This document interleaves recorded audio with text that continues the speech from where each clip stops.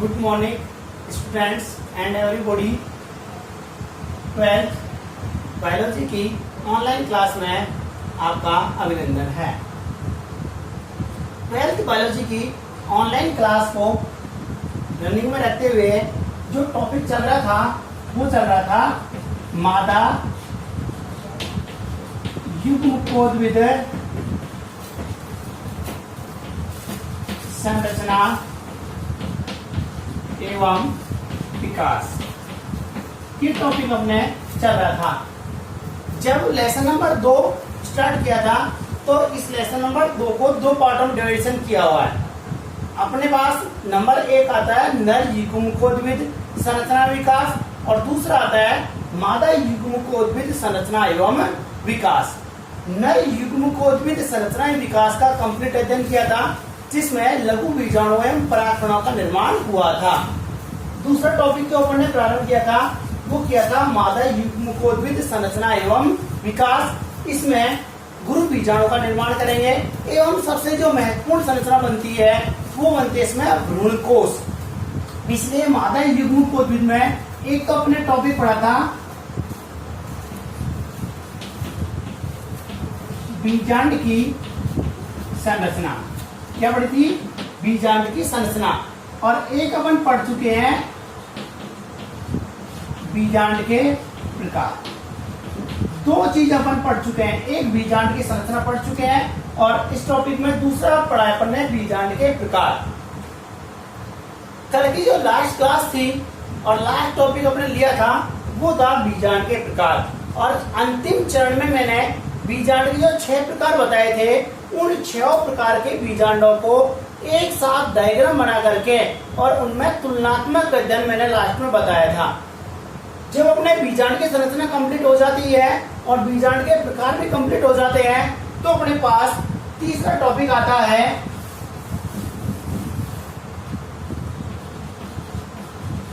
गुरु बीजाणु जनन। गुरु बीजाणु जनन, देखो जैसे ही गुरु बीजाणु जनन टॉपिक मैंने बोर्ड पे लिखा है तो गुरु बीजाणु जनन लिखते ही आपके दिमाग में कंफ्यूज हुआ होगा कि ये तो पहले भी सुना है,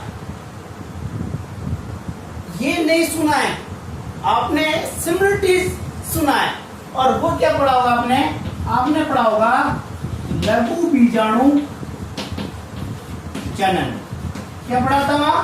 लघु बीजाणु जनन। आप कहोगे कि हाँ लघु बीजाणु जनन था।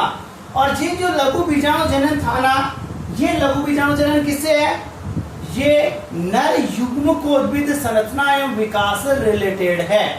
सिमिलरिटीज की है, परिभाषाएं समान होती हैं, लगभग कुछ अंतर होता है जो बता देंगे, बाकी विभाजन समान होता है। यहाँ लघु है और यहाँ गुरु है, सिर्फ अंतर ये आता है कि यहाँ लघु है वही बीजाणु समान है जनन समान है, बीजाणु समान है और जनन समान है। सिर्फ अंतर किसका रहा है? लघु का और गुरु का। इसलिए अपन यदि इसके ऊपर परिभाषा पर देखें तो इसकी परिभाषा क्या लिखेंगे? इसकी परिभाषा देखें, जब गुरु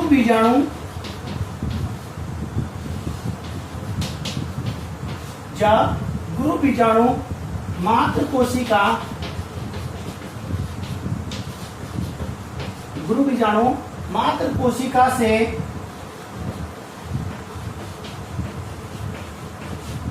अर्धसूत्री विभाजन द्वारा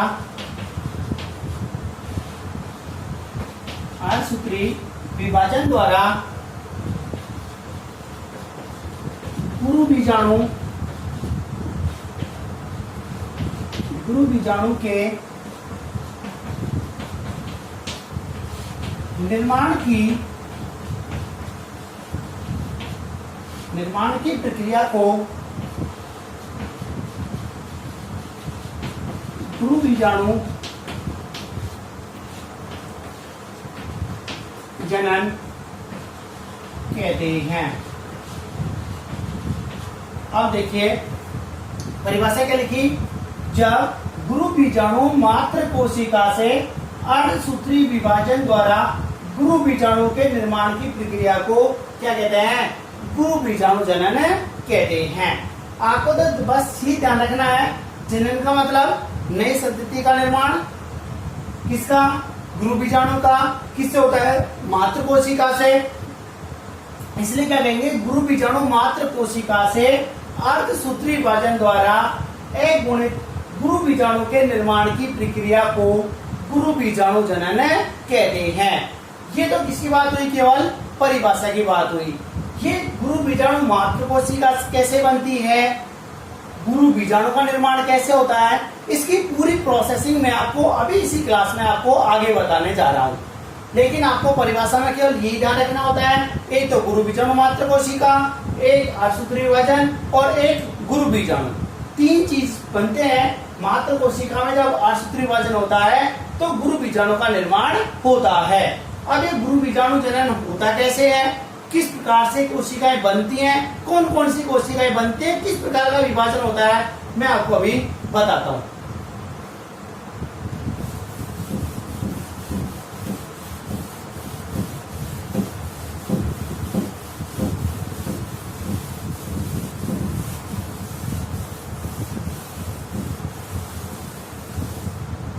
देखो,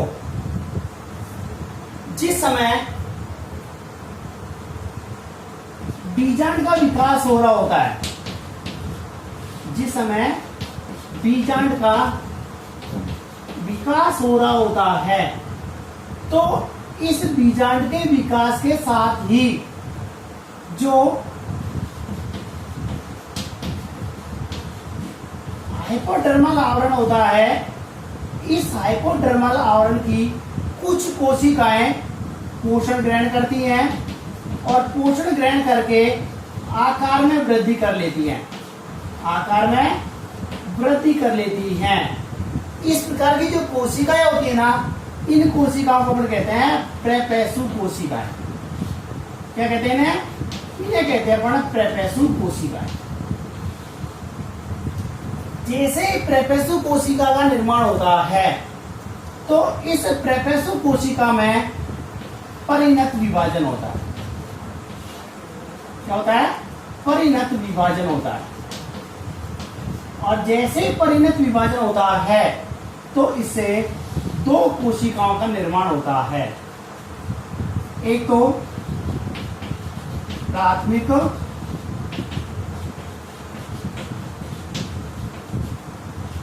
भित्तिजन कोशिका और एक प्राथमिक बीजाणुजन कोशिका।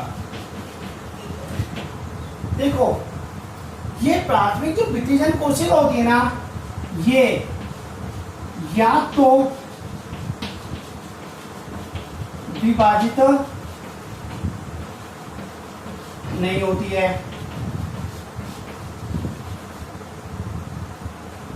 अथवा या विभाजित होकर किसका निर्माण करती है? विभाजित होकर भित्ति का निर्माण करती है।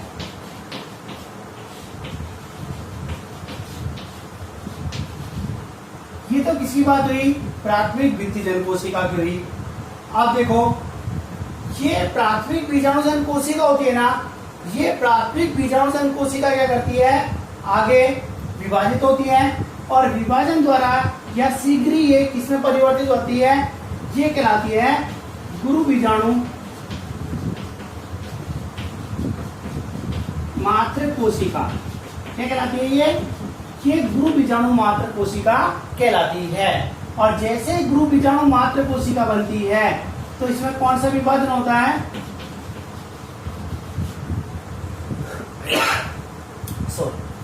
अर्धसूत्री विभाजन होता है। कौन सा विभाजन होता है? अर्धसूत्री विभाजन होता है। और अर्धसूत्री विभाजन होने से सक्रिय गुरु बीजाणु बनता है। क्या बनता है? सक्रिय गुरु बीजाणु बनता है। और ये सक्रिय गुरु बीजाणु आगे चल करके किसका निर्माण करता है?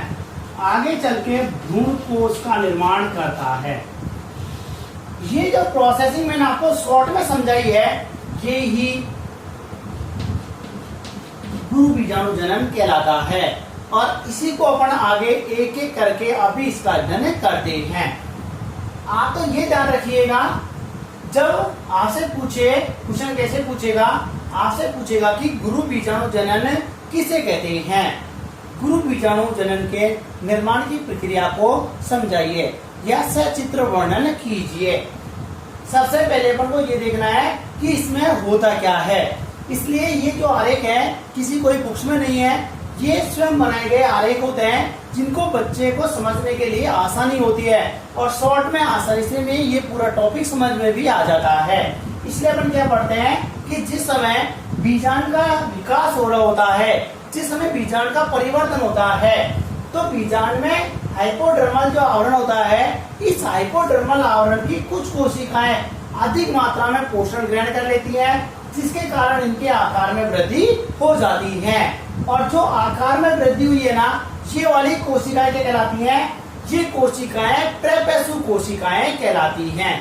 क्या कहलाती है ये प्रेपेसु कोशिकाएं कहलाती हैं। जैसे प्रेपेसु कोशिकाओं का निर्माण होता है तो सबसे पहले इनमें परिणत विभाजन होता है, और जैसे ही परिणत विभाजन होता है तो दो कोशिकाएं बनती हैं। एक बनती है प्राथमिक भित्तिजन कोशिका और दूसरी बनती है प्राथमिक बीजाणुजन कोशिका। ये प्राथमिक भित्तिजन कोशिका होती है ना, ये प्राथमिक भित्तिजन कोशिका या तो विभाजित नहीं होती है, क्या नहीं होती है? या तो विभाजित नहीं होती है, या फिर विभाजित होती है तो ये आगे भित्ति का निर्माण कर लेती है। जबकि जो दूसरी कोशिका होती है ये कहलाती है प्राथमिक बीजाणुजनन कोशिका कहलाती है। ये प्राथमिक जो बीजाणुजनन कोशिका होती है, ये प्राथमिक बीजाणुजनन कोशिका गुरु बीजाणु मात्र कोशिका के रूप में परिवर्तित हो जाती है। और ये गुरु बीजाणु जो मात्र कोशिका होती है, ये अर्धसूत्री विभाजन द्वारा सक्रिय गुरु बीजाणु का निर्माण करती है। और जैसे सक्रिय गुरु बीजाणु का निर्माण होता है तो मादा युग्म कोश या भ्रूणकोश का जो निर्माण होता है वो किससे होता है? वो सक्रिय गुरु बीजाणु से होता है। ये केवल एक शॉर्ट में जो मैंने आरेख बनाया है, यही क्या कहलाता है? गुरु बीजाणु जनन कहलाता है। इसको एक बार देख लो और इसका एक बार स्क्रीनशॉट भी अपन आसानी से ले सकते हैं ताकि आसानी से ये अपन को याद हो सके।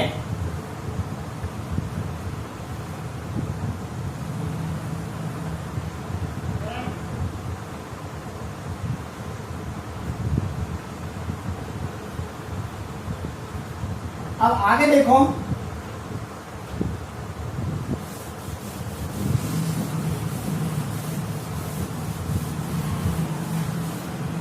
एक डायग्राम बनाता हूं, देखो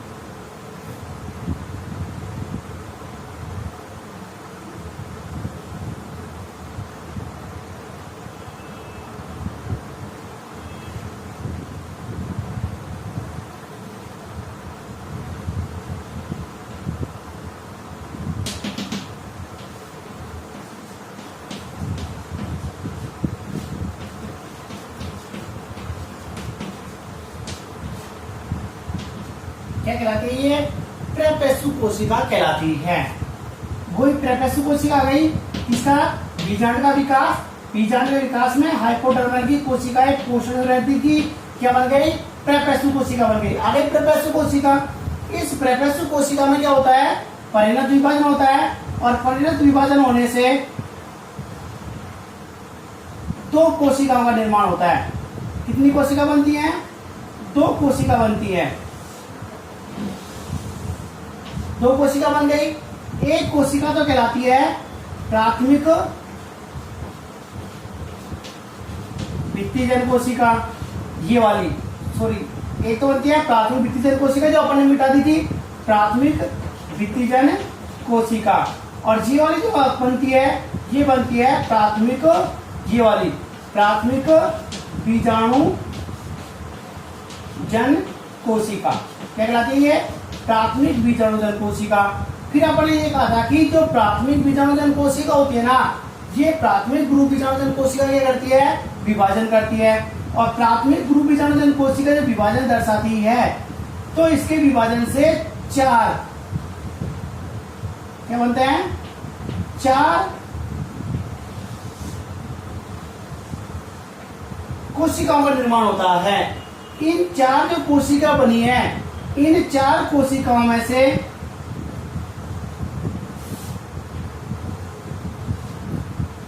जो तीन कोशिकाएं होती है ना, ये तो अपाशित हो जाती हैं। क्या हो जाती हैं?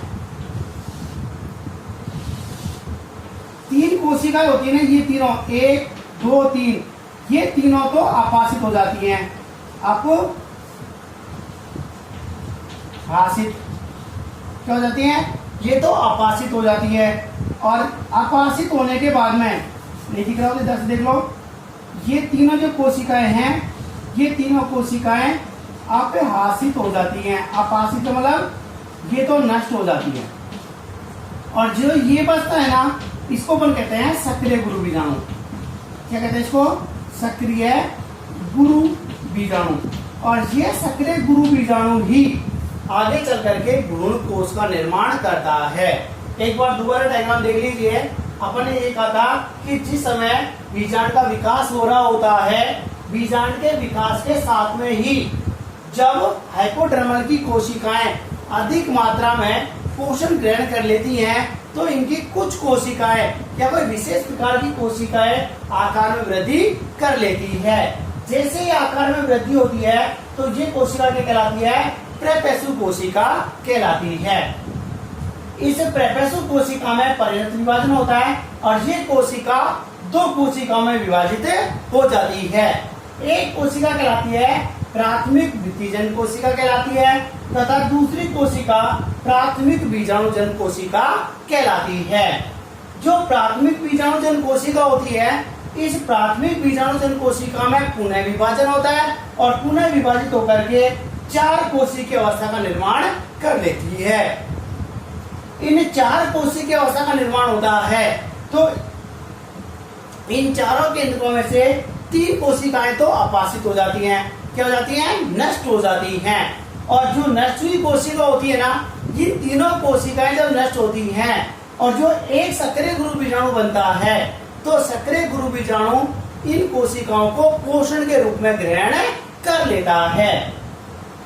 इस प्रकार से जब तीन कोशिकाएं अपाशित हो जाती है तो केवल एक कोशिका शेष बचती है और जो एक कोशिका शेष बची है ना, ये एक कोशिका क्या कहलाता है? सक्रिय गुरु बीजाणु कहलाता है। जनरली यदि अपन देखें तो ये सक्रिय गुरु बीजाणु है ना, ये सक्रिय गुरु बीजाणु किधर पाया जाता है? ये सक्रिय गुरु बीजाणु निभागीय भाग की ओर पाया जाता है। ध्यान रखना, जनरली ये सक्रिय गुरु बीजाणु निभागीय चलेजा की ओर पाया जाता है। और तीन कोशिकाएं जो अपाशित हो जाती हैं, ये तीनों कोशिकाएं अपाशित होकर के सक्रिय गुरु बीजाणु को पोषण प्रदान करती हैं।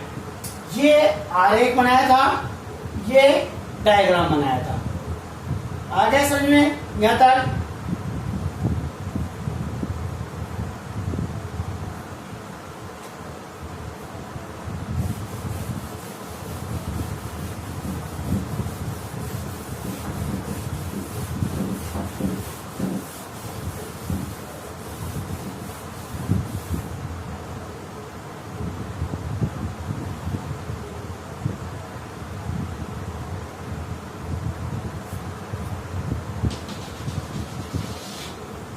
शॉर्ट में लिख देता हूं।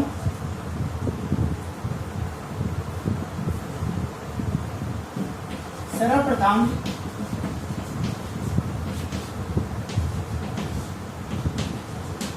बीजांड का विकास होता है, सर्वप्रथम बीजांड का विकास होता है तो इनकी हाइपोडर्मल की कोई कोशिका, हाइपोडर्मल की कोई कोशिका अधिक मात्रा में पोषण ग्रहण कर लेती हैं, अधिक मात्रा में पोषण ग्रहण कर लेती हैं एवं आकार में वृद्धि कर लेती हैं। सर्वप्रथम जिस समय बीजांड का विकास हो रहा होता है तो बीजांड के विकास के साथ में ही हाइपोडर्मल की कोई कोशिका अधिक मात्रा में पोषण ग्रहण कर लेती है, जिससे इसके आकार में वृद्धि हो जाती है। ये आकार में बड़ी हुई कोशिका, आकार में बड़ी हुई कोशिका प्रेपेसु कोशिका कहलाती है। क्या कहलाती है? प्रेपेसु कोशिका कहलाती है। इन प्रेपेसु कोशिकाओं में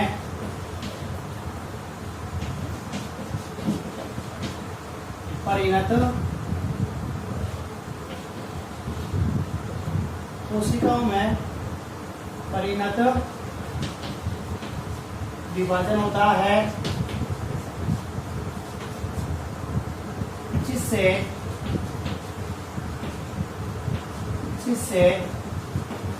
निम्न कोशिकाएं बनती हैं।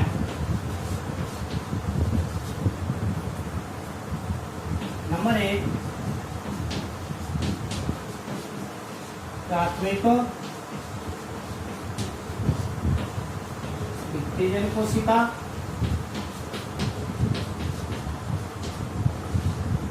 और नंबर 2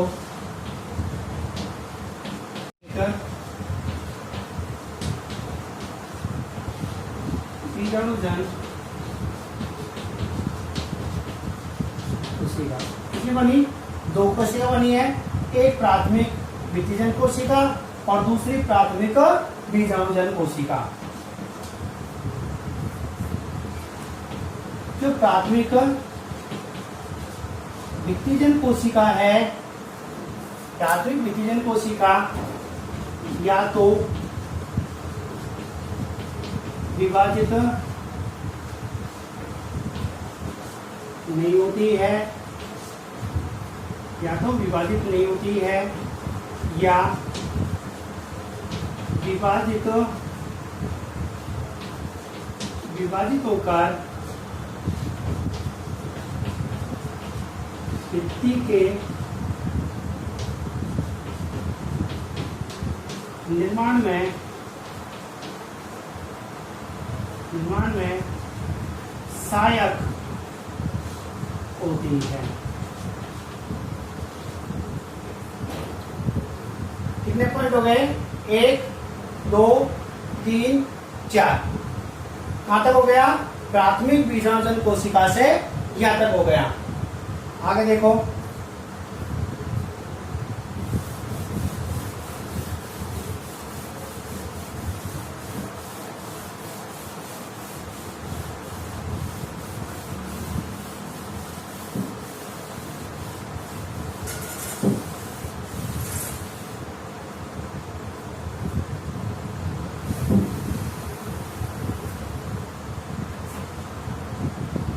दूसरी बड़ी थी प्राथमिक बीजाणुजन कोशिका होती है कि प्राथमिक बीजाणुजन कोशिका शीघ्र ही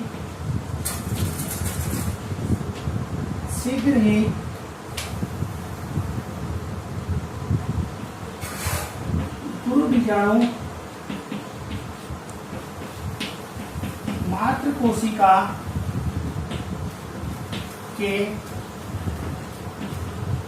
रूप में कार्य करने लगती है। क्या हुआ? एक तो जो प्राथमिक भित्तिजन कोशिका थी ये तो विभाजित होती है, तो विभाजित होकर किसका निर्माण करेगी? भित्ति का निर्माण करेगी। और दूसरी जो प्राथमिक बीजाणुजन कोशिका थी ये शीघ्र ही गुरु बीजाणु मात्र कोशिका के रूप में कार्य करने लगती है।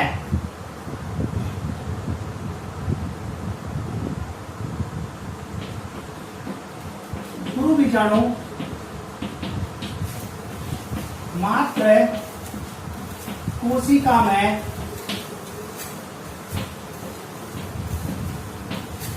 अर्धसूत्री विभाजन होता है।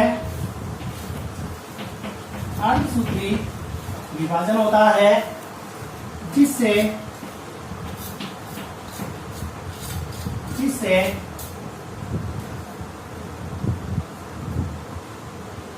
चार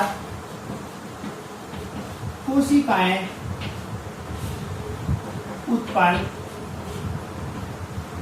उत्पन्न होती हैं। इन 4 सेल में से 3 कोशिकाएं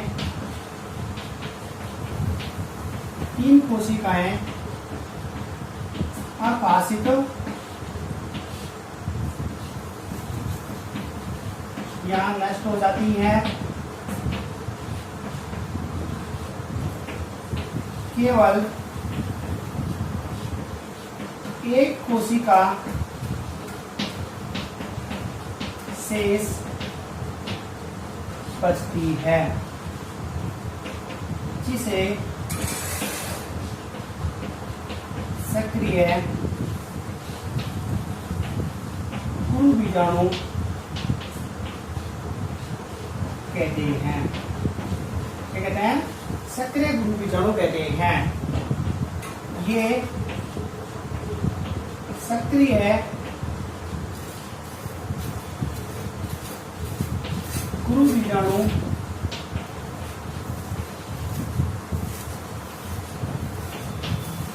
भ्रूण कोश के निर्माण में सहायक होता है। क्या होता है? इसके निर्माण में सहायक होता है। आरेख, या तो आरेख याद कर लो या डायग्राम याद कर लो या फिर इनको याद कर लो। मैंने सेम वही चीज लिखी है, तीनों में सिमिलरिटीज है। सस्टेनेबल में वही बात हुई है। बीजाणु का विकास होता है, हाइपोडर्मल की कोशिका आकार में वृद्धि करती है, प्रेपेस्यु कोशिका कहलाती है। प्रेपेस्यु कोशिका में पर्याप्त विभाजन होता है, 2 कोशिका बनती है, प्राथमिक भित्तिजन कोशिका, प्राथमिक बीजाणुजन कोशिका। प्राथमिक भित्तिजन कोशिका या तो विभाजित नहीं होती है या विभाजित होती है तो भित्ति के निर्माण में सहायक होती है। प्राथमिक बीजाणुजन कोशिका होती है जो शीघ्र ही गुरु बीजाणु मात्र कोशिका के रूप में कार्य करने लगती है। ये गुरु बीजाणु मात्र कोशिका अर्धसूत्री विभाजन द्वारा 4 कोशिकाओं उत्पन्न करती हैं, जिनमें से 3 कोशिकाएं अपाशित होती हैं, केवल एक कोशिका शेष बचती है, उसे सक्रिय गुरु बीजाणु कहते हैं। ये सक्रिय गुरु बीजाणु सामान्यतः निभागीय की ओर होता है।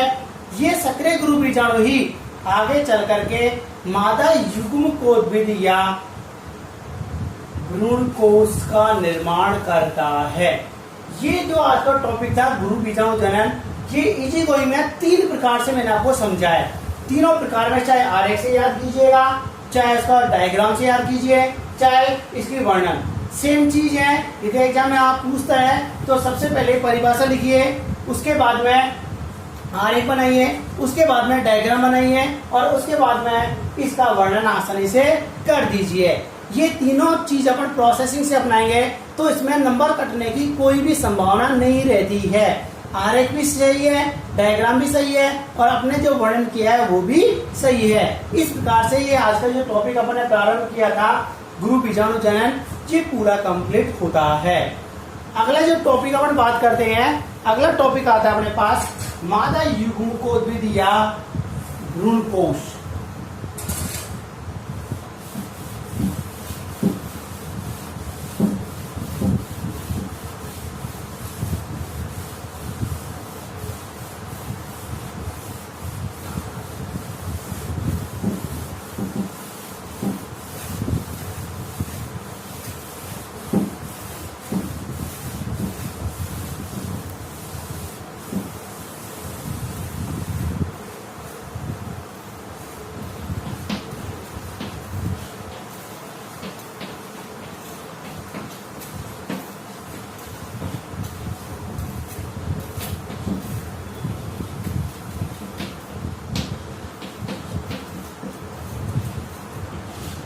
मादा युग्मकोद्भिद या भ्रूणकोश।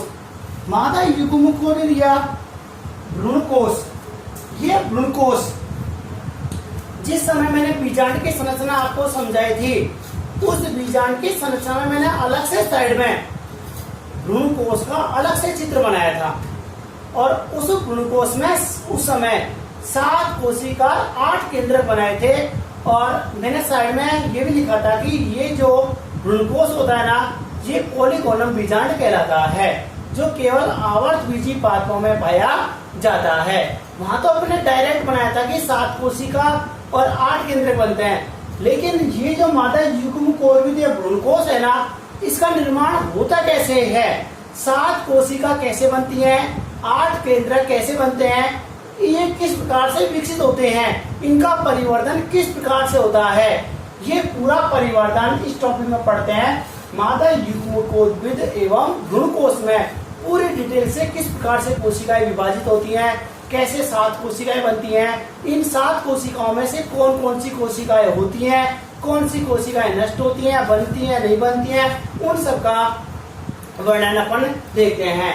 अभी जस्ट एक कुछ सेकंड पहले ही मैंने अभी आपको एक टॉपिक बताया था गुरु बीजाणु जनन, और उस गुरु बीजाणु जनन में लास्ट में जब मैंने लिखा था तो यह लिखा था सक्रिय गुरु बीजाणु। क्या लिखा था? सक्रिय गुरु बीजाणु। इस सक्रिय गुरु बीजाणु को ही भ्रूणकोश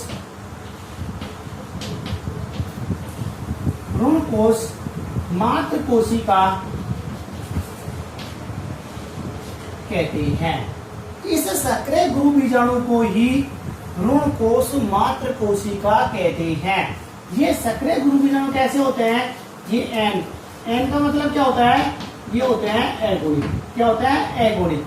जो एगोनिक सक्रिय बीजाणु होते हैं, ये सक्रिय गुरु बीजाणु क्या कहलाते हैं? भ्रूणकोश मात्र कोशिका कहलाते हैं। ये सक्रिय गुरु बीजाणु ही भ्रूणकोश मात्र कोशिका के रूप में उत्पन्न होकर के किस प्रकार से भ्रूणकोश का परिवर्तन करते हैं, मैं आपको डायग्राम के माध्यम से पहले समझा देता हूं कि किस प्रकार से। लेकिन ध्यान दिए, ये सक्रिय जो गुरु बीजाणु होता है ना, इस सक्रिय गुरु बीजाणु में सूत्री विभाजन होता है और सूत्री विभाजन के दौरान कोशिकाएं परस्पर एक कोशिका से दूसरी कोशिका में विभाजित होती जाती हैं। ये जो कोशिकाएं बनती है ना, इन कोशिकाओं में मुक्त केंद्र की सूत्री विभाजन होता है। कौन सा होता है इनमें?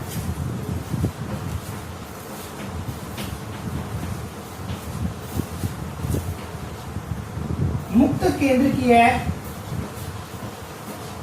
सूत्री विभाजन होता है। इस चीज को आप ध्यान रखिए। कौन से विभाजन होता है? मुक्त केंद्र की सूत्री विभाजन होता है। अब अपन ये देखते हैं कि इसका विकास कैसे होता है। सबसे पहले चलते हैं सक्रिय गुरु बीजाणु। डायग्राम बनाता हूं, साथ साथ देखते जाइएगा, एक साथ डायग्राम से समझ में आ जाएगा।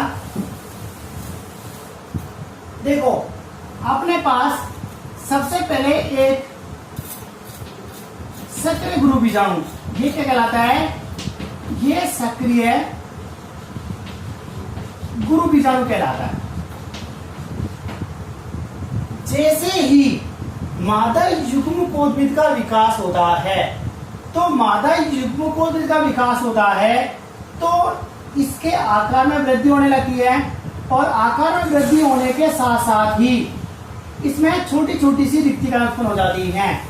और ये छोटी छोटी जो रिक्तिकाएं होती है ना, ये छोटी छोटी रिक्तिकाएं परस्पर एकत्रित होकर के बड़ी रिक्तिका का निर्माण कर देती हैं। क्या बना देती हैं? बड़ी रिक्तिका का निर्माण कर देती हैं। इस प्रकार से जब ये जो केंद्रक बचा है ना, इसके केंद्रक में कौन सा विभाजन होता है? मुक्त केंद्रकीय सूत्री विभाजन होता है। और सबसे पहले जब इसका केंद्रक में विभाजन होता है तो इसका केंद्रक दो केंद्रकों में विभाजित हो जाता है। जैसे ये दो केंद्रकों में विभाजित होता है तो दो केंद्रकों में विभाजन के साथ में ही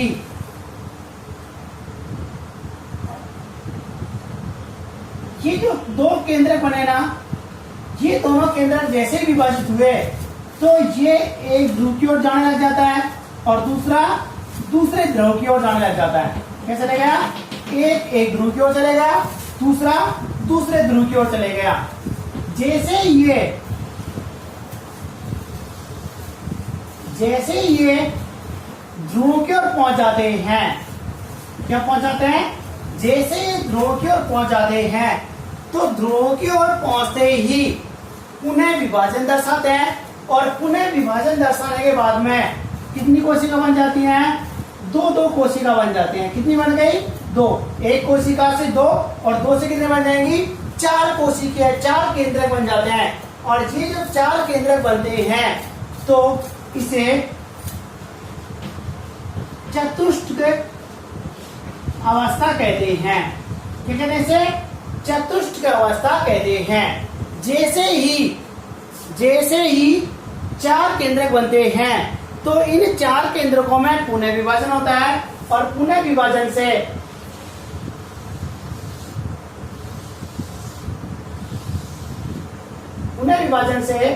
आठ केंद्रक कितने बन जाते हैं? 8 केंद्रक बन जाते हैं, जो प्रारंभिक अवस्था में तो दोनों ध्रुवों की ओर उपस्थित होते हैं, लेकिन इन दोनों ध्रुवों से एक एक केंद्रक पुनः केंद्रीय भाग की ओर, यहां से ये एक केंद्रक, ये जो दोनों केंद्रक होते हैं ना, वो कहाँ जाते हैं? यहाँ केंद्रीय भाग में आ जाते हैं। कहाँ जाते हैं? ये केंद्रीय भाग में आ जाते हैं। और जैसे केंद्रीय भाग में आते हैं तो केंद्रीय भाग में आने के बाद इसकी जो संरचना बनती है ना, ये देखो संरचना बनती है ऐसे, एक और एक, दो केंद्रक आ गए। ये एक इधर बचा था, एक इधर बचा है और एक इधर बचा है, 3 केंद्रक ये हो गए। 3 केंद्रक ये हो गए। जैसे पूर्ण रूप से केंद्रकों का निर्माण होता है तो केंद्रकों के निर्माण के साथ में ही 8 केंद्रक बने थे, इसको अष्टक अवस्था क्या कहते हैं? इसे अष्टक अवस्था कहते हैं। जैसे ही 8 केंद्रकों का विभाजन हो जाता है तो इसके पश्चात में भित्ति कोशिकाएं विभाजित होकर के इनके चारों ओर भित्ति का निर्माण कर लेती हैं, जिनसे 8 कोशिकीय अवस्था का निर्माण हो जाता है। ये जो 8 केंद्र की अवस्था होती है, जैसे इनमें भित्ति का निर्माण होता है तो ये 8 कोशिकीय अवस्था में परिवर्तित हो जाते हैं। जैसे 8 कोशिकीय अवस्था बनती है तो इन 8 कोशिकीय अवस्था को किस प्रकार से विभाजित करते हैं वो देखिए। ये जो 2 कोशिकाएं बनी है ना, ये दोनों कोशिकाएं परस्पर मिलकर के किसका निर्माण करती हैं? ये द्वितीयक केंद्रक किसका निर्माण करती हैं? ये द्वितीयक केंद्रक का निर्माण करती हैं। और ये कैसा होता है? ये 2n होता है, क्योंकि n कोशिका ये होती है और n कोशिका ये होती है। ये भी n होती है, ये भी n होती है, ये भी n होती है, ये भी n होती है, ये भी n और ये भी n, तीनों n होती है। तो 2n मिले तो क्या बन गए? 2n बन गए। मैंने कल भी आपको स्पेशली एक पॉइंट कहा था कि जब जिस ओर विजाण द्वार होता है उस ओर अंड कोशिका होती है और जिस ओर निभाग होता है उस ओर प्रतिमुखी कोशिकाएं होती हैं। इसलिए अभी यहाँ स्पष्ट रूप से नहीं कहा है अपन ने, तो जनरली मैं इनको कह देता हूं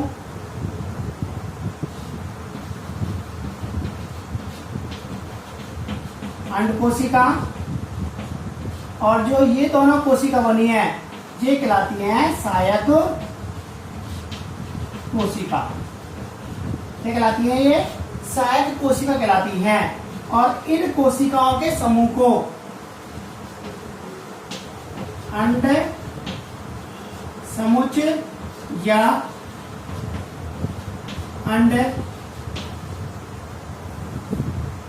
उपकरण कहते हैं। अंड समुच्चय या अंड उपकरण कहते हैं। ये जो तीन कोशिकाएं बची हैं, ये तीनों कोशिकाएं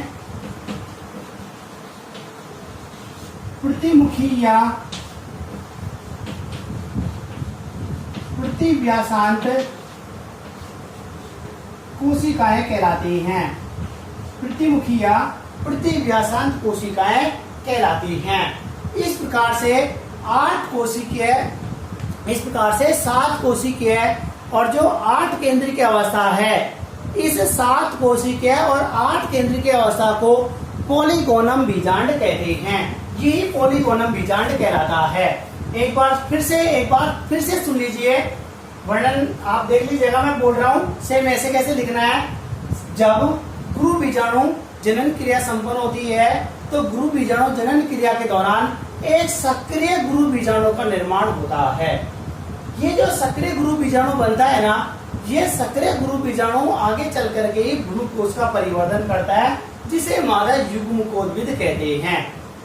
जब एक सक्रिय गुरु बीजाणु मादा युग्मकोद्भिद के विकास में भाग लेता है तो सबसे पहले इसके आकार में वृद्धि होने लगती है और आकार में वृद्धि होने के साथ साथ इसमें छोटी छोटी रिक्तिकाएं उत्पन्न हो जाती हैं। ये छोटी रिक्तिकाएं परस्पर एकत्रित होकर के एक बड़ी रिक्तिका का निर्माण कर देती हैं। इसके पश्चात इसके केंद्रक में सबसे पहले मुक्त केंद्रीय सूत्र विभाजन होता है, जिससे एक केंद्रक से 2 केंद्र की अवस्था का निर्माण हो जाता है। कितनी बन गई? 2 केंद्र की अवस्था बन गई। ये दोनों केंद्रक पुनः मुक्त केंद्रीय सूत्र विभाजन करते हैं और 4 केंद्र की अवस्था का निर्माण करते हैं। लेकिन जब दूसरा ये विभाजन करते हैं तो उससे पहले ये दोनों केंद्रक केंद्रीय भाग से ध्रुवों की ओर गमन करने लग जाते हैं और जैसे ये ध्रुवों की ओर पहुंचते हैं तो ध्रुवों की ओर पहुंचने के बाद में ही दूसरा मुक्त केंद्रीय सूत्री विभाजन दर्शाते हैं, जिससे शीघ्र 4 केंद्र की अवस्था का निर्माण हो जाता है। जब ये 4 केंद्र की अवस्था उत्पन्न हो जाती है तो इसमें तीसरा पुनः मुक्त केंद्रीय सूत्र विभाजन होता है, जिससे 8 केंद्र की अवस्था का निर्माण हो जाता है। जैसे 4 एक ध्रुव की ओर होते हैं, 4 दूसरे ध्रुव की ओर होते हैं। जैसे ही 8 केंद्र की अवस्था उत्पन्न होती है तो इन दोनों ध्रुवों से एक एक केंद्रक पुनः केंद्रीय भाग की ओर आने लगता है। जैसे दोनों ध्रुवों से 2 केंद्रक केंद्रीय भाग में आ जाते हैं तो ये दोनों केंद्रक परस्पर मिलकर के एक द्विगुणित द्वितीय केंद्र का निर्माण करते हैं। जैसे द्विगुणित द्वितीय केंद्र का निर्माण हो जाता है तो दोनों ध्रुवों पर 3-3 कोशिकाएं पाई जाती हैं, जिन्हें ध्रुवीय कोशिकाएं भी कहते हैं।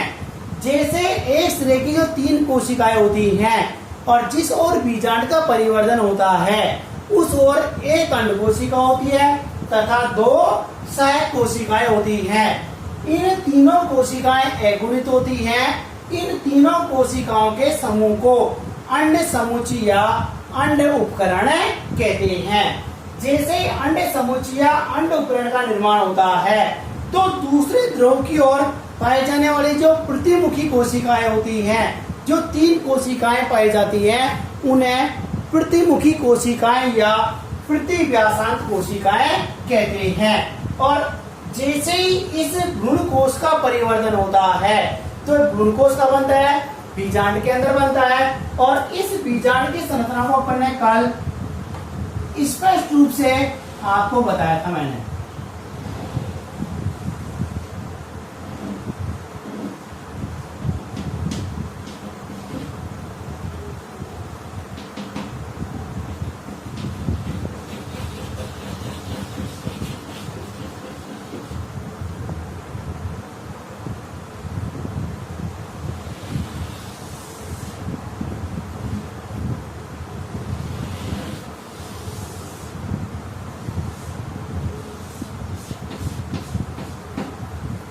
ये एक प्रारूपिक बीजांड की संरचना अपने कल डिटेल से वर्णन किया था पिछली कक्षा में। ये जो 7 कोशिकाएं, ये वाला जो परिवर्तन हुआ है वो ये, बाकी पूरा पूरा क्या कहलाता है, ये बीजांड कहलाता है। ये वाला जो भाग होता है ना, ये मादा युग्मकोद्भिद कहलाता है। आगे जब नेक्स्ट लेसन पढ़ेंगे तो नेक्स्ट लेसन में ये जो भ्रूणकोश बना है ना, इस भ्रूणकोश में एक तो अंडकोशिका और एक द्वितीय केंद्रक, ये दोनों मादा युग्मक की भांति व्यवहार करते, 2 युग्मक बनते हैं। एक बनता है अंडकोशिका और दूसरा बनता है द्वितीय केंद्रक, और निषेचन क्रिया में ये दोनों ही भाग लेते हैं। इसीलिए ये क्या कहलाता है, मादा युग्मकोद्भिद कहलाता है। और जो मादा युग्मकोद्भिद बना है ना, ये मादा युग्मकोद्भिद निषेचन के बाद में फल के निर्माण में सहायक होता है।